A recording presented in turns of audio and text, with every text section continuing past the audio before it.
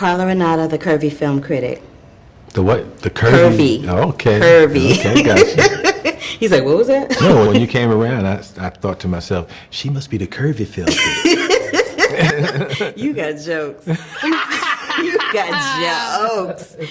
What was the most challenging thing for you this time around, and what was the simplest thing for you? Because, honey, there was that moment where y'all started to get into an action scene, and I saw you running, and next thing I knew, you was in a cart, and I hollered. I was like, my man is like, no. Yeah, it's a lot. That was the most challenging thing, the whole physical side of it. Is, you know, the first Beverly Hills Cop, I'm 21, and now I'm 63. When we did this movie, when we shot, I'm 61, I think, 62. Mm-hmm. But that was the most challenging thing, because you got to do some of that stuff. Mm-hmm. So, and you know, you could get hurt just rolling over the wrong way now when you're in your 60s. You better be rubbing that knee. You don't have no metal parts yet, do No, you? but I had right before this movie, I messed my meniscus up right before the movie started, and I messed it up sleeping. Literally was in the bed, and I rolled over one night and felt a little pop in my knee, and I thought, oh, I must have been laying on it wrong. And the next day, my meniscus was blown out. I blew my knee out sleeping. So that's what happened when you turn 60. Yeah, so we got to Beverly Hills Cop, and they was like, jump off that roof. I was like, hey, I ain't jumping off shit.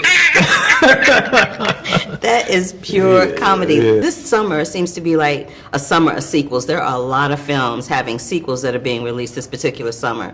Do you think the pandemic has made people nostalgic for these particular franchises, especially like Beverly Hills Cop coming to America too?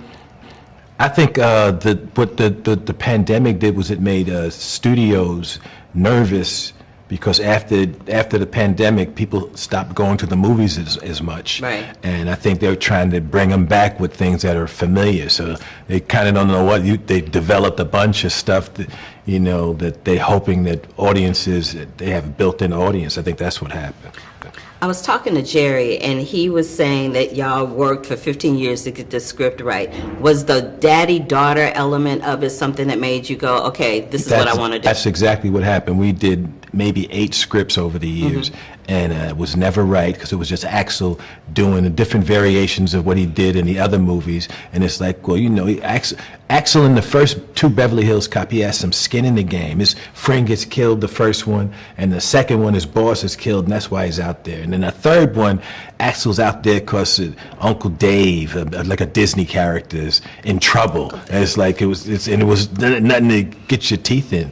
But when they added this whole, Axel's been married, and marriage didn't work, he's got a daughter, and he's estranged from his daughter, and he hasn't spoke to her in years, and they have this shitty relationship.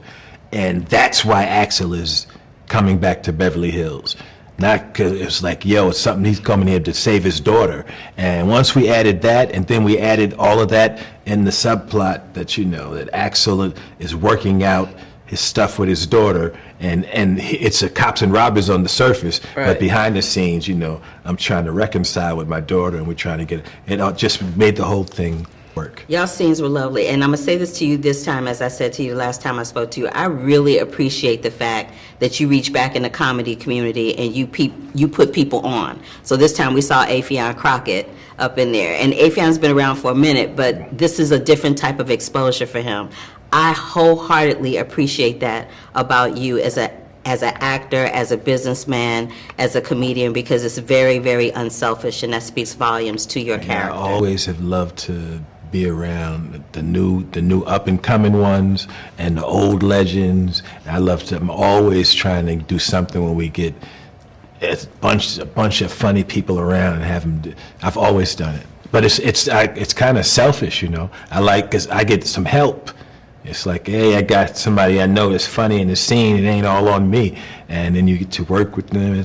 I've always done it. I don't see it as selfish, but you know what? Thank you so very much for giving me your time today. I really appreciate it, and I hope that we get to talk more in the future. Oh, absolutely. Thank you. Thank you. Nice talking to you. Nice talking to you. Bye.